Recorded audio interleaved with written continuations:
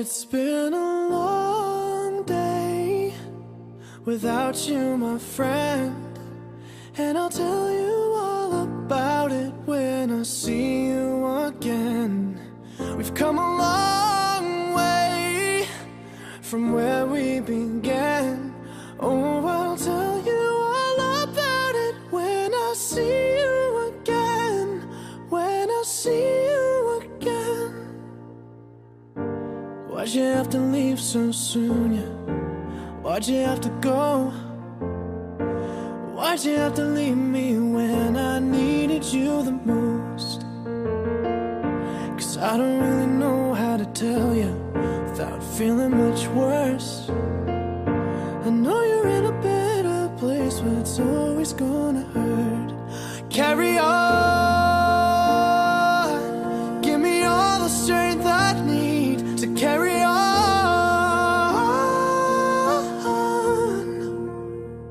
It's been a long day without you, my friend, and I'll tell you all about it when I see you again.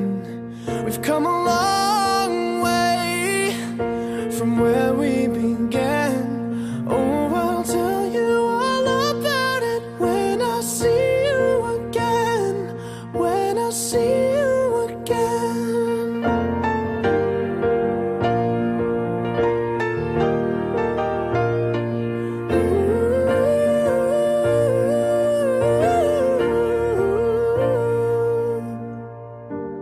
How do I breathe without you? I'm feeling so cold. I'll be waiting right here for you till the day you're home. Carry on, give me all the strength I need to carry on.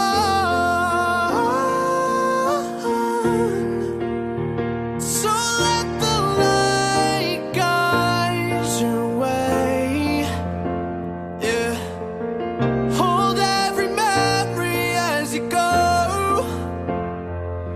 and every road you take will always lead you home.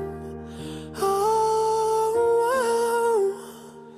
it's been a long day without you, my friend, and I'll tell you all about it when I see you again. We've come a long way from where we began. Oh, I'll tell you all about it when I see you again. When I see you again.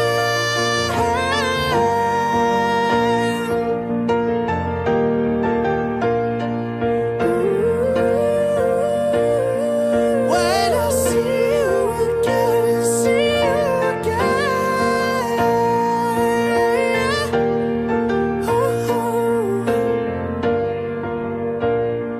When I see you again.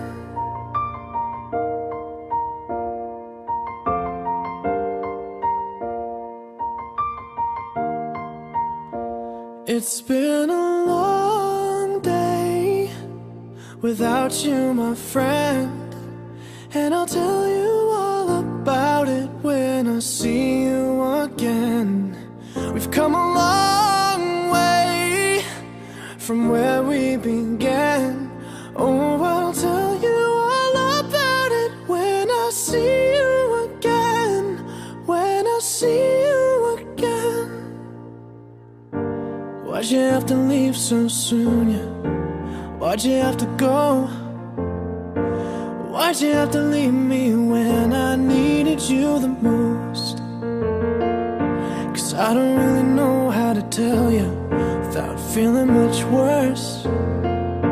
I know you're in a better place, but it's always gonna hurt. Carry on, give me all the strength I need to carry on.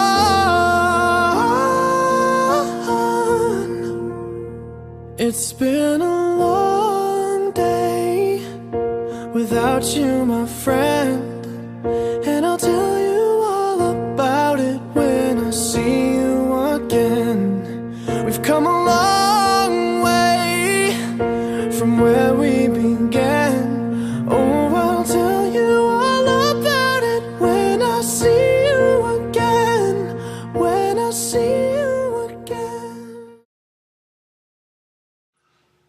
Hello, I'm Rick Picard, Zach's dad. I'd like to start off by reading a little thing called Left Behind by V. Keeland. Do not judge a biography by its length, nor by the number of pages in it. Judge it by the richness of its contents. Sometimes those unfinished are the most poignant. Do not judge a song by its duration, nor by the number of its notes. Judge it by the way it touches and lifts the soul. Sometimes those things unfinished are the most beautiful. And when something has enriched your life and its melody lingers on in your heart, is it unfinished or is it endless? I say this because it's not how Zach died that's important, it's how he lived. He knew well the hazards of his life, but he was a stubborn son of a bitch and did what he wanted to do when he wanted to do it. His seizure disorders complicated his life, yes, but it didn't define him. He wouldn't let it. Sure, he would be out of sorts for 2 or 3 or 4 days a month, sometimes a bit more, but he would pack the rest of that month with tons of events. He lived a full life in his 27 years. He really liked to be silly. He loved to laugh and to laugh at himself and at me, if the truth be told. He'd laugh because I wasn't very technically minded. We used to say that Zach was the tech of the family. Whenever we had issue with anything, it was always ask Zach or call Zach. He'll know what to do. But he also had a family outside of ours. He had his community downtown, where he would spend most of his waking hours in some way, shape, or form, either debating or impromptu stage productions here at the Rio, movies, or whatever. He had a whole other life outside of his home life, and he lived and loved every part of it. Where there were days when he would walk in the front door only to shower and change his clothes and then ask for a ride back to the bus stop so he could go back downtown. It was down there where his life truly shined. Zach didn't have a discriminating bone in his body. He accepted everyone for who they were, white, yellow, green, blue, brown, black, and he didn't care. Gay, straight, or alien, it just didn't matter to him. He was a people person through and through. And with all the turmoil going on in the world today, isn't that kind of thinking what's really needed today? He was a better man than I, but I digress. He loved animals. He loved clothes. Somewhere through his life, he became a clothes horse. He had 6 or 8 pair of shoes, 12 watches, 4 pair of designer sunglasses, 3 or 4 suits, a dozen dress shirts. Shit, I'll wear the same thing day in and day out, but man, not Zach. He liked to play cribbage. He had just learned from his mom, so every chance he would get, he'd ask either of us to play. He would get up sometimes around 1 o'clock in the afternoon because he had only gone to bed at about 4 a.m. the night before. He'd wander upstairs from his bedroom and stand there in his pajamas. Then he would yawn the biggest yawn you could ever see. I kept telling him that yawning so big he could likely swallow his own head. And he'd smile and then simply say, 15-2, meaning, how about a game of crib? And so off we'd go for a quick game. I'm happy to say that we played crib the night before he died, and he won the stinker. I'd love to play him again. He liked working in the food truck. He liked the people from other food trucks as well. Molly's Mini Donuts, Real Mac and Cheese, Mama's Fish and Chips, Dee Dee's Greek, Slavic Rolls, Mike's Popcorn, to name a few. He knew them all, and they knew him well. And because he always wanted free food, usually, and if he didn't get it, he'd send me over to get it for him. He loved working the window and doing the cash. He took pride that at the end of a busy day, his cash machine and his credit card machine would tally up. If he stepped out for a minute and I took over, I'd have the whole thing screwed up within 3 orders, so at the end of the day, the tally didn't ring true. And he would give me shit, smack me around, call me an asshole. But that was Zach. He'd greet people with that million-watt smile of his, take their order, show off his tattoos. Yes, he was a real people person, but hard-headed. Shit, man, it drove us nuts. We would have disagreements in the truck, and he would just walk out. And it was after one of these situations he wrote up a contract that the three of us, Susan, myself, and Zach, had to sign. Yeah, 3 members of the same family working together in a food truck, signing a contract so that we wouldn't kill each other. Shit, I couldn't even fire my own son. But the first point on his contract read, be polite to customers and each other. So I couldn't really argue against that, so I signed. Yes, Zach loved life, and the love of his life was a young lady named Eva Mack. She and I had a rough start to our relationship, but I think in the end we found comfort in each other and our mutual agreement that Zach was an asshole at times, but on that we could agree. Zach was the guy I believe that all men should model themselves after. He would go out of his way to please Eva, sometimes to the extreme. Lunch, dinners, movies, plays, musicals, karaoke, whatever was needed to make her smile, he did.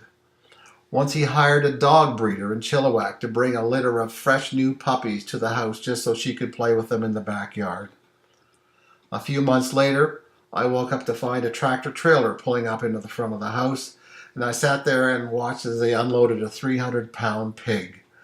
He was setting up a petting zoo in our backyard, all as a surprise for her birthday.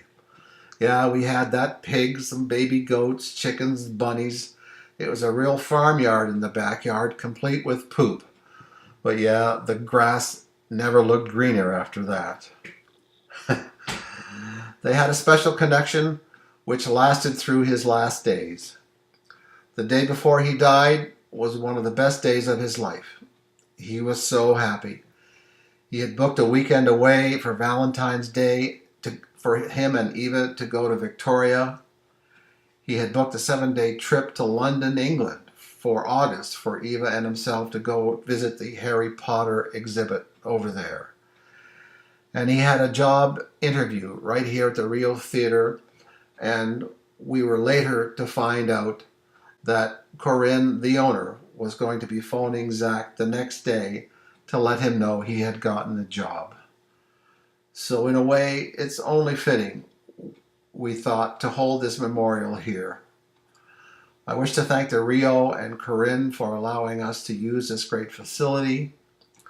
I would like to thank Anne Honey and Eva Mack for arranging such an amazing event. I would also like to thank the community for giving Zach such a great place where he could be himself.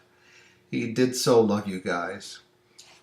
He was a good boy, and I miss him a lot. 15-2, Zach.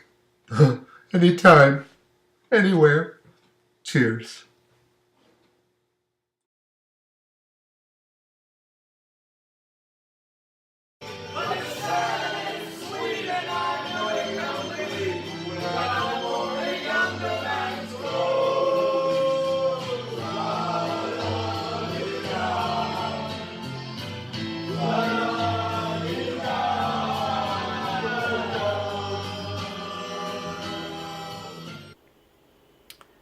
So, the thing that I think that I loved about Zach most is he had this smile that would like really creep up on you, right? He'd look there and he'd be sitting there all angry and upset or whatever, and he'd crack a joke or something, and then he had this smile that would just like slowly creep up and cover his whole face, and it would light up the room, you know, and you could not help but smile back. And I think because of that, he was really bad at games where you had to hide your identity or lie or something. Specifically, I remember playing One Night Werewolf with him, and he was probably the worst One Night Werewolf player I've ever known. He couldn't lie. Everybody knew every time he was trying to deceive you, and it was so hilarious, and he was such a good sport about it. But yeah, I'm gonna miss Zach, and I guess I just wanted to say thanks, Zach, for being in my life. I only knew you for, I guess, 6 years, and it seems like we never saw each other enough. But every time that I did see you, I knew it was a good day. Hi, Rick, Sue, Rachel, family, and friends. We were out of the country, unable to attend today, but wanted to send some love and share a few thoughts and fond memories of Zach. Living across the street for many years, we saw Zach transform from a sweatpant-wearing kid to a bit of a fashionista. Actually, a clothes horse who has also had a fondness for watches. Early on, you could tell Zach was determined to follow his own course in life, always accompanied with a healthy dose of wit. Zach took on many interests and many challenges. Because we just lived across the street, we would occasionally drop in and monitor Zach when he felt an episode coming on. I remember after a particular severe episode, Zach looked up at me and asked if I was okay. That was Zach. That is Zach.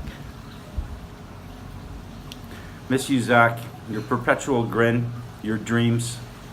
Thanks for being a part of our lives. Love, Gary, Nancy, and our whole family. Love you guys. I'd known Zach for a few years. He was someone I'd send these terribly dark memes to, and he would reciprocate. And then we would go through this unending cycle of regret and laughter, and then more memes cycle through. And then he would go to my open mic nights. He'd been there since day one. And it's hard not to see him there anymore. Yeah. That's how I know Zach, and I know how I'm going to remember Zach.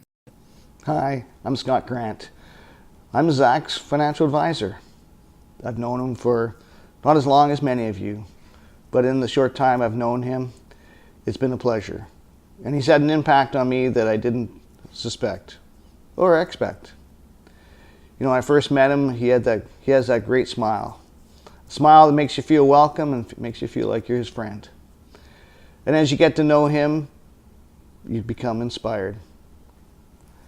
Inspired because, you know, I got to know that he had a number of challenges that were very difficult to navigate. But what inspired me is that he loved life. He was happy, and he was happy with his life as far as between him and he was excited about his future. In spite of to me, it seemed like a lot of obstacles. And so I kept on being more and more impressed with him the longer I've known him, because he just had a great zest for life. And whether he's joking around with his dad or, you know, poking at his mom or, you know, who are great parents, has a great family, great sister, you know, it's incredible the type of person he is for all the things he's been through. I've met people that have gone through a lot less, that were a lot less grateful for their life. And he was so grateful and, you know, saying, hey, I have a girlfriend. I have plans. He has friends. And so he's inspired me, and I really am glad that I've got to know him. And I just want to say thank you, Zach. Thanks for making a difference. You're a great guy. Always appreciated about Zach, and what I loved about him was that he was always very supportive and had a warm presence. Whether it was at a live show or at a party, he was always just someone who was able and ready to come up and just talk about anything and make that person feel welcome. I really enjoyed playing games with him. I enjoyed just chatting with him about movies or about film projects. I really loved the fact that Zach was always the type of person who really showed an interest in what I and what other people was doing. And hearing him talk about his family's food truck was always just a delight, because I could tell that he was very proud working there. And just knowing that Zach was somewhere that I was going to be was always a highlight because I knew that there was going to be someone that I was going to have a good time with. Thank you, Zach. I am drunk on the SkyTrain with Zach. That's the thing. Say hi, Zach. Hi, Zach. Hi, Zach. Zach has the musical taste of a 14-year-old girl. He has Ariana Grande on his fucking Spotify list, and I was wearing cat ears before she was born. I'm just saying. She's a biter. Hi, this is Susan, Zach's mom. I have far too many memories to come up with one. Zach was always a fun kid. He came up with something probably every day for the weird, funny things he did. He was out of the norm. And he didn't do these things for attention. He did them just because who knows why. He was just a unique person all the way around. Going back from when he was a toddler, I'll try to keep this brief. He just did weird things. One I remember, the kids were one on each couch watching a Disney movie. I gave them a little snack. They had their own little bowl of Smarties. And Rachel's on one couch, happily eating her Smarties, watching her movie. And I look over at Zach to see how he's doing. And he's happily sitting there eating his Smarties, watching the movie. And I see a little mark on the side of his face. And I'm like, what the heck is that? And I had a closer look. Down, like, right in here was this dark spot. So I get in closer and realize it's chocolate. So how he managed to get chocolate on his face from eating Smarties, I have no idea. But I go to wash it off and I realize it's melting from the Smarties that he's pushed into his eyelids. So both eyes had Smarties stuck in there while he's sitting there eating his Smarties watching the movie. I mean, who does that? And he thought nothing of it. I give him a box of raisins. He empties the raisins and eats the box. I mean, Zach was always doing things differently. There was one time coming out from the hot tub and wrapped each kid in a nice, cozy, warm towel. And again, they go and sit on their respective couches. And there's Rachel sitting there watching TV with her little bowl of chips and very happy. And Zach's couch was around the corner a little bit, so I couldn't see it. And so I, peek my head around to see how he's doing. And his towel is completely wide open. He's sitting there on the couch completely naked, and he's probably 2 years old. And he is concentrating with all his might on balancing one of his chips on his penis. And it would roll. I stood there and watched, and it would roll off, and he would very carefully and very slowly put it back on, and it would roll off, and he would do it again. And then finally, when he got it to stay, he slowly takes his hands away, and his face is still glued to his penis, and he slowly pulls his hands away. And then he sees me standing there, and he looks up at me, and he's like, La, like he was so excited that he managed to get that chip balancing on his penis. So I just stood there and I'm like, wow, way to go, Zach, good for you. And he was so happy. And then he grabs the chip and pops it in his mouth and eats it.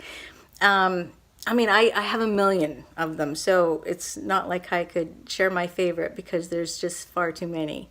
But overall, Zach was a free spirit. He did what he wanted to do. He never asked permission for anything. We'd go to the computer and put in a disk drive or put in the disk in the disk drive, and there's paper clips and business cards stuck and rammed in there. I mean, there's just a million of them. Oh, there was kindergarten or grade 1 school play, Christmas pageant thing. And he had memorized his lines, and he was very excited for it. And they had to hold a microphone and pass it from kid to kid. And each person said their line. So Zach gets the microphone passed to him, and he says his line. The kid next to him reaches over to get the microphone, and Zach wouldn't give it to him. And so they're struggling, and Zach's holding, like, bringing the microphone in and not letting him have it. And they start running around the stage, and this guy's chasing Zach to get the microphone. And the whole audience is just roaring because these are all like 5 or 6-year-olds. And I was like slinking down into my chair going, oh my God, Zach, it's like, And then when they finally cornered him and he had to give it up, he reaches into the microphone and he says, thank you very much, in his best Elvis impression. So, this was Zach. He just lived in his own world, and he loved life. He enjoyed people of all ages. He, when his grandmother of 93 was in the hospital pretty much on her deathbed, Zach pleaded with us that he wanted to go see her one last time, and she lives in Toronto. And, it was a long way, and who knew if she would even be alive when he got there, but he instead wrote a letter to her of all his favorite memories of her, and that was Zach. He was always thinking of other people.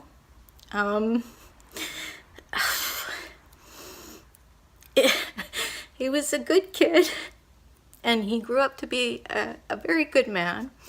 I don't know how many of you know, he was diagnosed at 4 with epilepsy, and it progressively got worse and worse over his life, and they were hoping he'd grow out of it, but it didn't happen. His high school teenage years were probably the worst because he was over-medicated, barely made it through, but he did graduate by the skin of his teeth, but he did it. And after high school, different neurologists, they bring down the medications, and we got our Zach back. He was able to speak coherently where he mumbled for so long. He would walk into walls all the time and, had a glazed over look, but he was back. Still had his seizures and stuff, but at least the medication was not so much. And at 19, he says, I'm going to Comic-Con in San Diego, just so you know. And we're like, what? Who are you going with? And he says, me, nobody, just me. I said, Zach, you can't go to another country by yourself in your condition, what if? And he's like, I don't care, I'm going. I said, Zach, you can't go. He says, I'm 19, I'm an adult. You can't tell me what to do anymore. I'm going, and that's all there is to it. I bought my tickets, I'm going. So Rick and I ended up going with him, making it a family vacation. And he was in a wheelchair. He had a major episode to begin with, and Comic-Con was amazing with all what they have to offer for people with disabilities and stuff. So we made it through, and it was a great event. And when he got back, sometime later, he enrolled and got into Vancouver Film School in game design. A few months in, it took its toll, and he was in the hospital a lot. There was 1 year he was in the hospital over 30 times from seizures that wouldn't stop. He still lived his life as full as he could in the time he could. He knew that if he was feeling good, he wasn't going to be sitting around at home doing nothing. So he always was looking for things to do. He bought many a ticket to whatever event that he didn't end up going to because he couldn't, but he pushed and pushed to make his life the fullest it could be. For those of you that know that he had that pixelated heart tattoo on his arm from a video game, some customer in the food truck asks him about his tattoo and asks the meaning behind it. And Zach responds with, life will run out one of these days. So it's just a reminder to live life to the fullest, because you don't know how quickly you'll get through it. So and of course the customer's like, wow, man, that's beautiful. That's, and Zach's like, yeah, because that's Zach. So I know he had he was so looking forward to 2019. He was going to make it his best year yet. He bought a day timer because he planned on cramming it full of stuff. He had high hopes. He was on a high on his last day. Everything was going good for him. So of course it was such a tragic thing. And if anything, his life was not a failure. I mean, he had a lot of struggles, but he overcame them as best he could. And he was loved, and he loved. And what more can you ask for? We love you, Zach. And I know he's still with us. Bye for now. Such a good boy with a huge smile and heart. We will miss you, Zach. Rest in peace. Rest in peace. Nerds, how would Spike help you with your move? 2 minutes, please begin. Spike knows the tunnel systems, and he's got demon friends that can move yo shit. He doesn't want to fuck this shit up. This takes time, you know? Hey, Rio Theater, this is for Zach.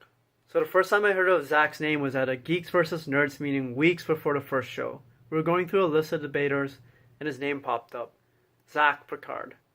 Not gonna lie, my first thought was, I hope this guy's fucking bald. But he wasn't bald or British. But what he was incredibly dedicated and willing to make the community better. And with a name like Picard, of course he was going to be involved in the geek scene in Vancouver. And he was. It's hard to think of a show in the last few years that he didn't help by attending or volunteering for. I don't really have one specific memory of Zach to share today, but instead I'd like to talk a bit about his character. Make no bones about it, Zach was always involved in some bit of drama, or knew of it at least. But more than that, he was a peacemaker too. He'd try hard to make things work, even if things could get awkward. I'd have these clandestine dinners outside of PAX West with him, because he wanted to catch up, and so did I. And I always appreciated that about him. Zach's gone, but hearing all the stories today, I think that's proof that there's just some things that death can't take from us. Thank you, Zach. Zach was a special person. I'm not the type of person to make close friends very easily. I have friends that I'll hang out with, but I let very, very few of them into my inner circle.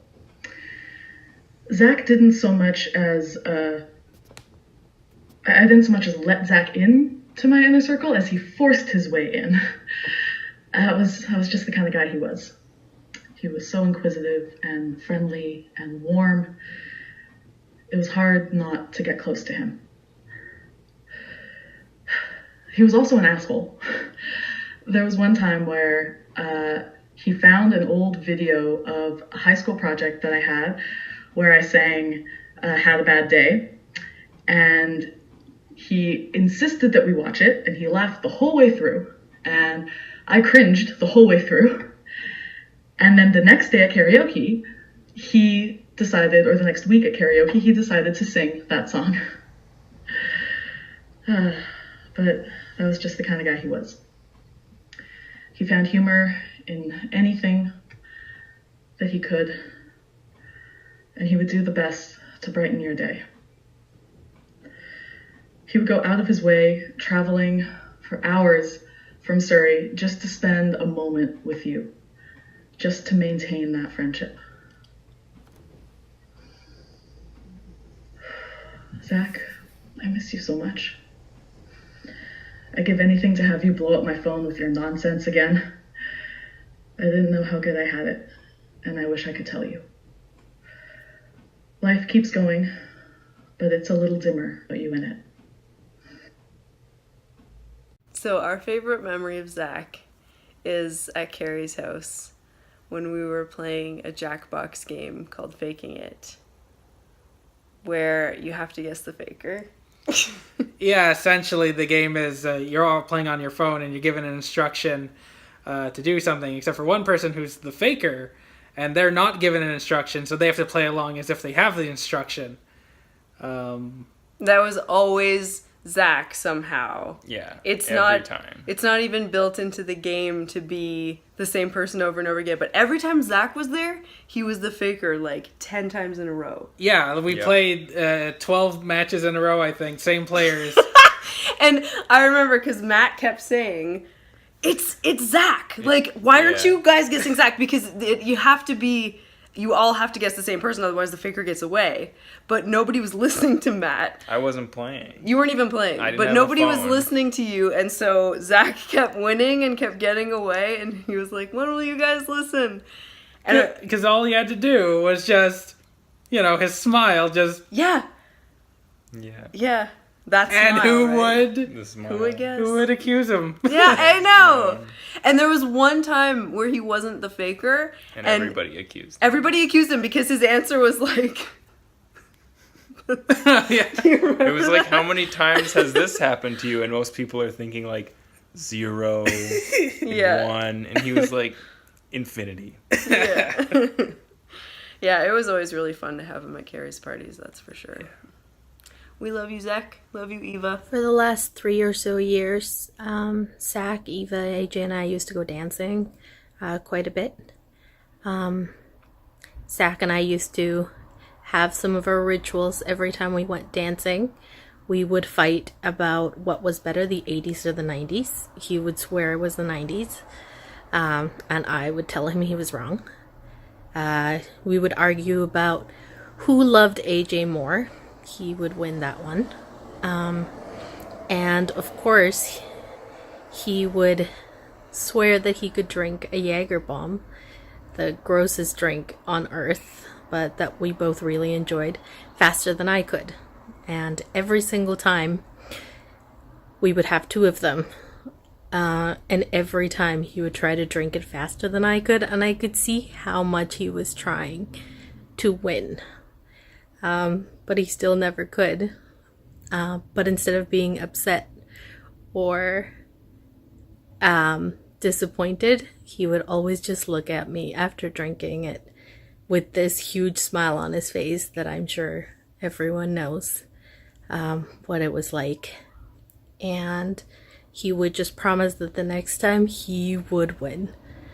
No matter how many times he lost, he always just thought, the next time I can do it. And I think that was one of the that was the greatest thing about him, that no matter what happened and no matter how bad he was feeling, he always just had this positive outlook on things, and I will miss that very much. Good morning, everybody. My name is Kathy Martin, and I am a friend of the Picard family. This is my newest granddaughter. I'm not quite sure if she's going to stay in the scene or not. Okay, maybe not. Hand her off. It takes a village to do a video. No kidding. I'll get her in another room in case she smells happy. I wanted to say a few words about Zach today. I met him, I guess about 2005, 2006. Sue and her family of painters painted at my house, and we became quite fast friends. I painted quite a few times with Sue and her sisters and her niece. And we had a Wednesday ritual, Sue and I, of going to Earl's in Langley. And Zach decided that he enjoyed hanging out with us and would join us quite regularly at Earl's on Wednesdays. And we had lots of chats and lots of fun. There was a time we left Earl's and I wasn't going to drive my car home from his house, so he drove home for me, and his mother thought that it was a bad idea, but we sure had fun doing it. Then I encouraged him to drive into my garage, and he hit the gas instead of the brakes, and we may have buckled the license plate at my stairs, but everything was fine. It was a good laugh. He did enjoy driving. I guess that's one of the things I like most about Zach, is once he decides he's doing something, he just does it. It's like, I'm going to be a photographer, and suddenly all across the internet is Zach Picard Photography. I was always very proud of how he would take on all of these challenges, just decide he was getting it done, and that was how Zach operated. He, of course, met life, I believe, with his very specific challenges with great wit and great charm, great personality, and I think he left everybody he met with a much bigger smile and a great outlook. I also have the pride, what's the right word, but I am Zach's lesbian mother, which makes me exceptionally happy, so I just wanted to say, Zach, you go. Love you, kid. Lost too soon and miss you lots. The stuff that we did together, music was pretty important to us all as a group of friends, and so I'd like to honor Zach by playing one of his favorite songs, As Tattooed on His Arm.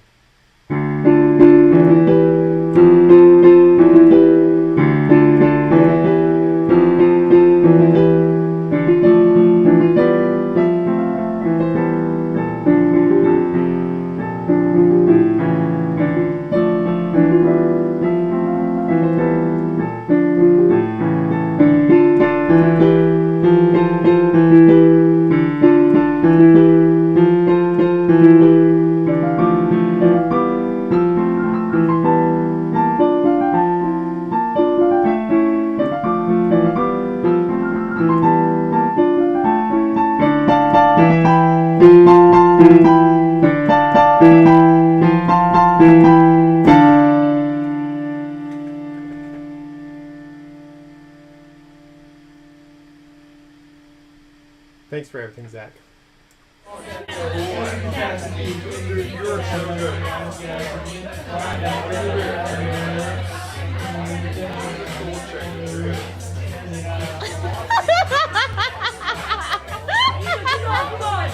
Keep going! There aren't enough words to describe what Zach meant to me. He kind of just crash landed into my life and never left. We were dating, of course, but he was also my best friend and confidant. I don't have the easiest time being vulnerable with other people, but Kool-Aid Man through my walls and loved me despite or because of it all, down to the nitty-gritty little bits, even when it was ugly and difficult. Even when I was ugly, crying, and difficult. I don't really have a specific favorite memory of Zach. We just spent so much time together. There's so much of it. What does come to mind when I think about Zach is that he liked to put on cheesy music, cheesy love songs, and have me dance with him. Or we just lay on a couch or bed or whatever and just talk about everything and nothing. Laugh about everything and nothing. He was my kind of weird, and our weirdness brought us closer. Zach was someone who did everything in his power to make sure his loved ones were happy. And sometimes the result of those efforts do fall flat, but I appreciated his efforts anyway. I wish we had more time together. I missed him a lot. I love you, Zach.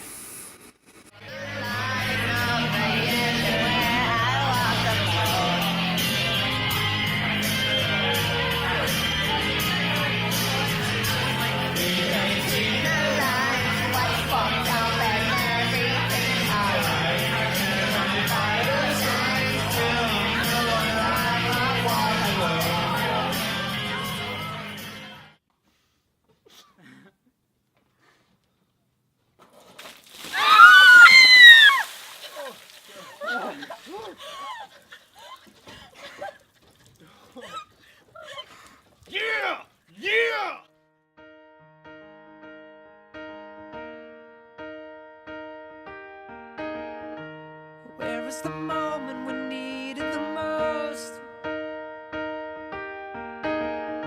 You kick up the leaves and the magic is lost. Tell me your blue skies fade to gray. Tell me your passion's gone away, and I don't need no carrying on. You stand in the line just to hit a new low. You're faking a smile with the coffee to go.